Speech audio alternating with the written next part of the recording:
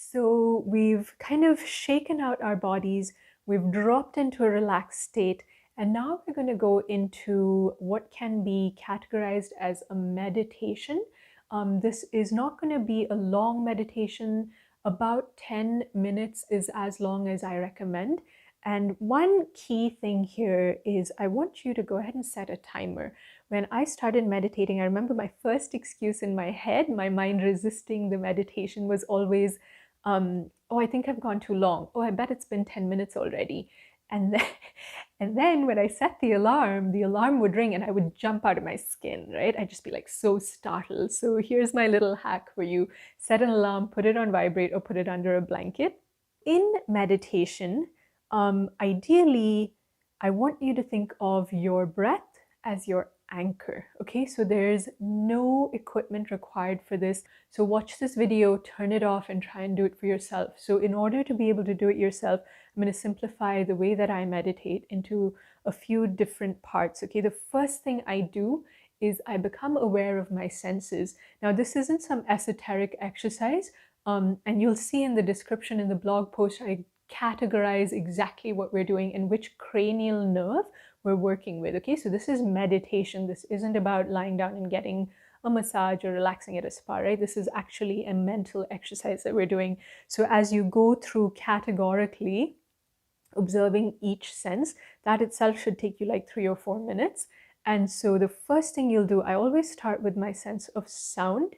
And with each sense, and really it doesn't matter, go in any order that you wish, but with each sense, I want you to start with this really wide lens of awareness. Listen to every sound that you can possibly hear, the furthest away sound, and then slowly bring your awareness in closer and closer till, like with the example of sound, you can almost hear your own breath, right?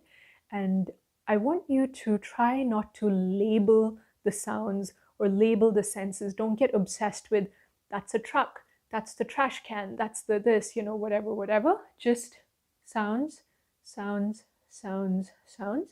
And you just kind of notice it. So start with your sense of hearing. That's where I always start. It's the first sense we develop within our mother's womb. And then I move on to sight. Even with your eyes closed, again, if closing your eyes is uncomfortable, keep a soft focus.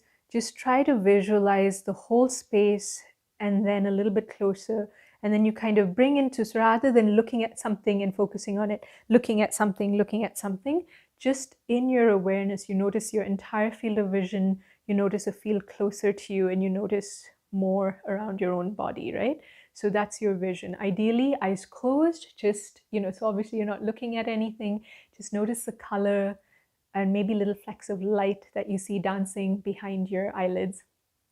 So hearing, sight, I want you to come to your sense of touch. This one is really important, okay? So notice your feet on the floor, pressing against the floor. Notice the chair beneath your bottom. If you're leaning back, notice the backrest behind your spine. Notice the weight of your hands in your lap. Notice the clothes against your skin. Notice the overall temperature, if you feel cool or warm. If you're feeling a little ticklish or anything somewhere, if there's like a little hair or something tickling you, just notice it. Try not to react. You're just noticing. Again, you're trying not to focus on, oh, that's a hair on my chest or whatever. Just let it be. Just notice it and let it be. And then you'll bring your awareness to your sense of taste. So gently swallow. What you might notice is your tongue is kind of pressed up into the roof of your mouth. Unclick it. Gently swallow. Notice if a taste is present for you. And then just notice within your mouth, does it feel cool? Does it feel warm? Is your mouth a little bit dry? Don't try to fix it. You're just becoming aware. And then finally, we'll go to our sense of smell. Take a gentle breath in. Notice if any smell is present for you. So once you go through these 5 senses, you can kind of stay with that noticing of hearing, noticing of sight. Try and hold 1 or 2 in your peripheral awareness, not in your active awareness. And then I want you to just scan from the top of your head to the bottom of your feet. A few anchor points, a few points that really ground you is you'll feel a little tingling on the palms of your hands. You might feel a little tingling under your feet, and even on your scalp. Sometimes you'll feel like a little tingly sensation going down. And I want you to just enjoy that feeling. Okay, it's almost like you're getting chills. So remember, you're not trying to achieve anything here. You're not trying to count numbers backwards. You're not trying to chant any word. You're simply using your breath as the anchor, and then your body and your awareness and feeling certain things. Okay, and you're going to do this for about 10 minutes. You might encounter this sense of, what am I doing here? Why am I doing this? It's that mental resistance, right? And I want you to think of this as an exercise in just fun. Okay, so this isn't some serious exercise. This isn't something that we have to do very methodically, and if you don't get it perfect, you're not going to get it right. It's a total waste of time. No. The other thing that people often tell me is like, oh, I can't empty my mind out of its thoughts. Like, no, you can't. Neither can I, and not many people can. Trying to empty your mind of its thoughts is like trying to tell your heartbeat to just kind of stop and wait for 10 minutes. Like, it's just not going to happen.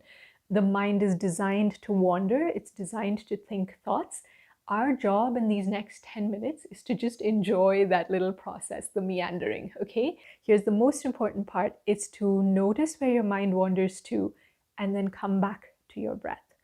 Okay, so one of the analogies that I've heard, which really resonated with me, obviously because of the dogs, is that it's like having your dogs walk off leash. And so, you know, they're never going to just go straight to, say, you're going back home or back to your campsite or tent or whatever, if you're on a trail. When they're off leash, they kind of go and they sniff something, and then they go and they, like, I don't know, maybe they pee on something, whatever it is. But they keep coming back to the path that you are on, headed to home, right?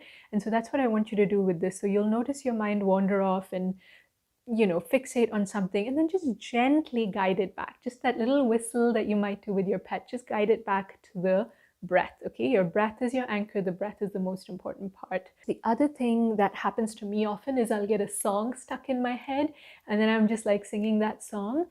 That's okay. Notice the song. Maybe you have a memory associated with it.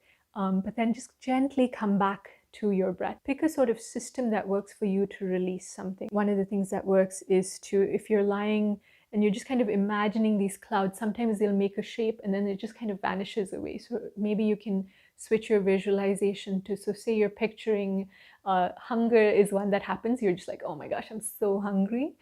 So maybe you picture the food and then just kind of like a cloud is dissolving, just let it go.